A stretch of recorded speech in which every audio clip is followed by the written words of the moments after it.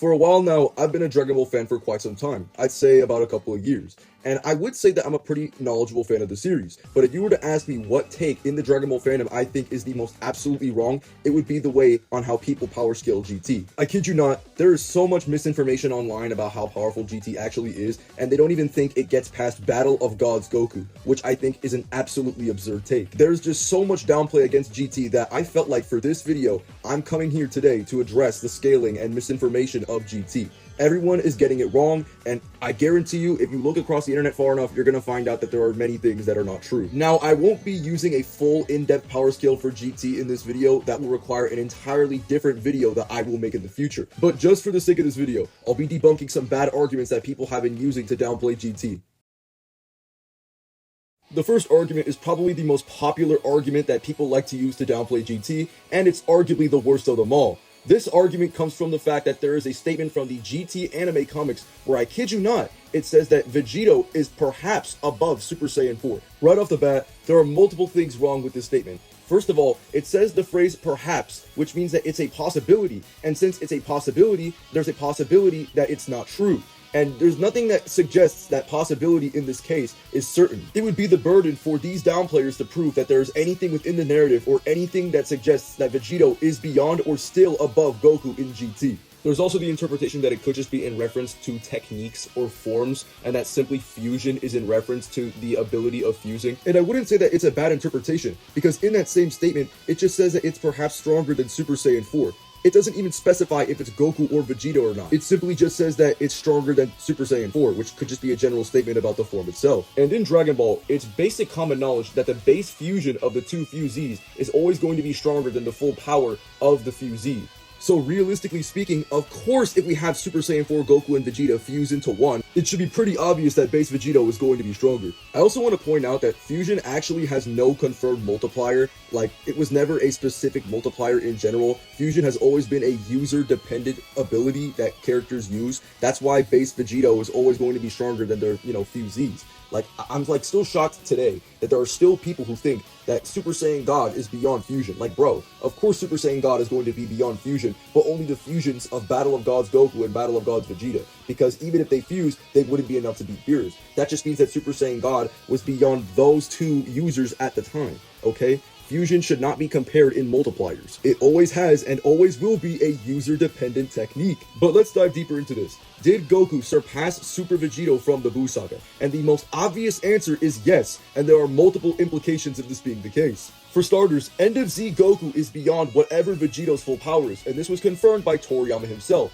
And I'm not really going to go deep into this argument because I've kind of addressed it like over 2 times. You can watch my End of Z Goku video or watch my Buu Saga top 10 video and go to the end to find out my analysis on End of Z Goku. There's also V-Jump themselves confirming that Super Saiyan 4 has the strongest body in history, which would include Vegito's body. I've been seeing downplayers try to argue that this just means that Super Saiyan 4 is more durable than Vegito. Plus, if you actually look into the context of the baby arc, you would end up finding out that bodies do in fact correlate to power. Bodies were the main reason why Baby was so obsessed about getting stronger. He used Vegeta's body to become even more powerful than he was before. If it was really just durability, then that just means that Baby never really grew stronger at all. He was just, becoming more durable by taking everyone else's body. Like, bodies obviously don't mean power, they just mean durability. Like, that doesn't make any sense within the Baby Saga narrative. And also, sometimes people just need to study physics class, because if Goku is more durable than Vegito, then he would have more force than Vegito. Please understand what Newton's third law is. This should be pretty obvious if anyone, has picked up a science book in their life. And here's a scan from the anime itself of Super Baby confirming that he is the strongest of all Saiyan power, which would include Vegito. Now, why would this include Vegito? Because when Baby absorbs people, he obtains the memories of the people that he absorbs. So logically speaking, he would have the memories of Vegeta, especially those memories where he had been Vegito before. And logically, he would have the knowledge of what Vegito's full power is, and yet he still makes this statement that he is the strongest warrior. And also, to support this, Goku literally agrees with Baby that he is in fact the strongest or the greatest ki that he's ever felt. And of course he's felt his own ki, because he was Vegito a long time ago, and he's felt Vegito's ki and has confirmed that it is in fact the strongest. And he would still know what his full power ki is. That's of course fighters would know their full power.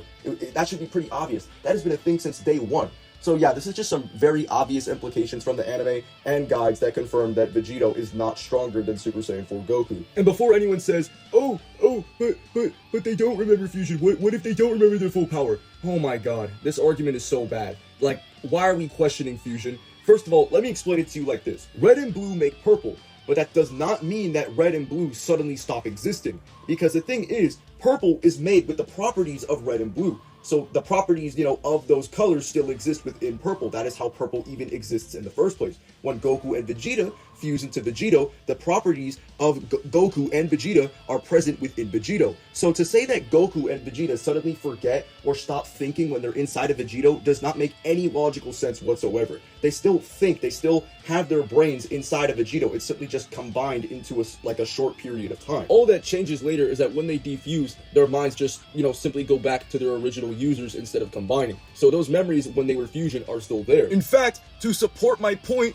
when Goku and Vegeta defuse out of Vegito, they vividly remember that they separated a barrier around them. So how would they know that there was even a barrier in the first place? The barrier was created by Vegito and was separated by Vegito. How would they know that a barrier is separated if they suddenly stop thinking or don't remember anything after they fuse or don't know what's going on in their fusion? Exactly. That's the problem with their argument, is that they don't talk about these things because they don't understand or they just have an agenda.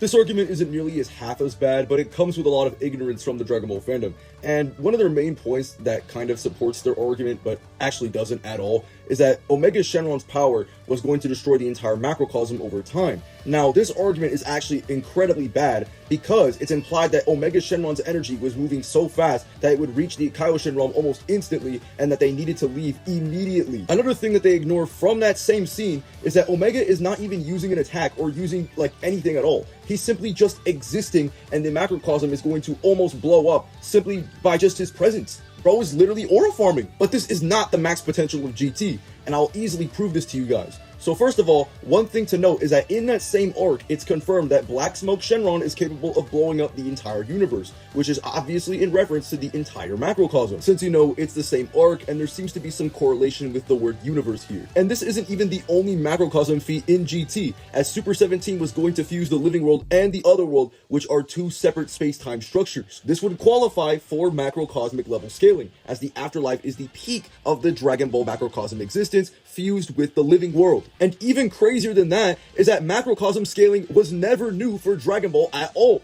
And let me guys prove it to you. So Janemba is stated to be capable of destroying the entire otherworld and can destroy the entire universe, which would be, basically the whole macrocosm. Everything was going to be destroyed by Janemba. And Gogeta beat Janemba. Now, why is this important? Because the Chozenshu confirms that Vegito is above Gogeta, as well as many other sources. You can find those sources and other stuff on my Buu Saga analysis video. I'm really not gonna send my scans over and over again.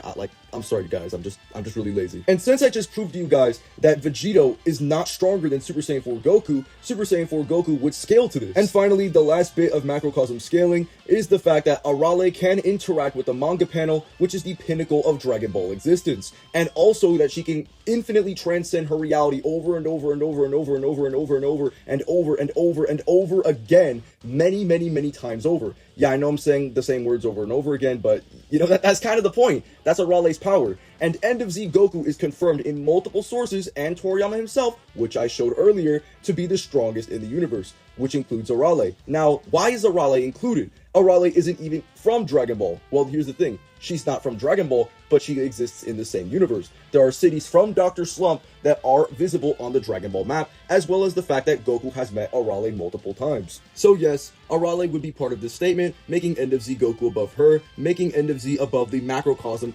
probably infinite, immeasurable times over on a conceptual level. Because if you guys don't know, what Arale is doing here is called a reality over fiction transcendence, which is literally a conceptual transcendence. You literally view the lower space not just as a lower dimensional space, not just as a lower space, but you straight up view this lower space as fiction. It is considered fiction in this reality. And she's doing this, she's constantly viewing her comic or whatever, as fiction, infinitely conceptually times over. Like, GT is actually that broken, guys. People really just ignore context for the sake of their argument. Now, I could argue for the whole subspace thing that exists outside of the macrocosm, and it's like the instant transmission realm or whatever, but I'll say that for another video, because, I don't want to ruin the hype for my future content. Yeah, sorry guys, you're gonna have to wait.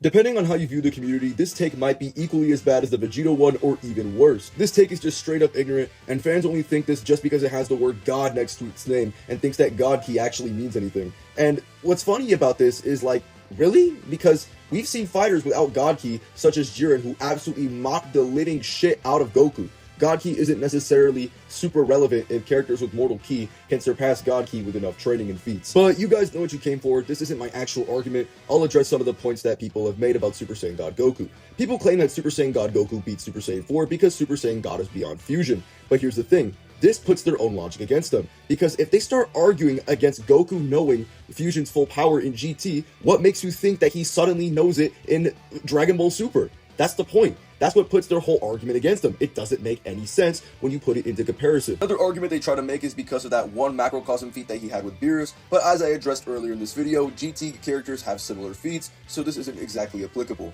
Plus, they can do it on a much higher level if they want to, via the Arale scaling. And Goku doesn't even scale to Arale until the future Trunks saga. So yeah, this is not applicable to Goku at all. And to actually put the icing on the cake, the 4th Chosenchu confirms that Super Saiyan 4 is stronger than Super Saiyan God, via being called the Ultimate Transformation, while Super Saiyan God is next to Super Saiyan 4 and is not given that title. People will try to argue that Super Saiyan God is stronger because it says that it far surpasses Super Saiyan 3 when it doesn't say that for Super Saiyan 4, but this interpretation is also wrong for 2 reasons. 1, the GT Dragon Book confirms that Super Saiyan 4 also far surpasses Super Saiyan 3, so that interpretation doesn't work either if they both far surpass Super Saiyan 3. And the other reason is because Battle of Gods is canon to GT. This is the case because in the Chosenchu 2013 timeline, they put Battle of Gods and GT within the same timeline. Skeptics will try to argue that this is just referring to when they take place and not that they're actually connected, but this is not true at all, because if you actually read the Chosenchu timeline,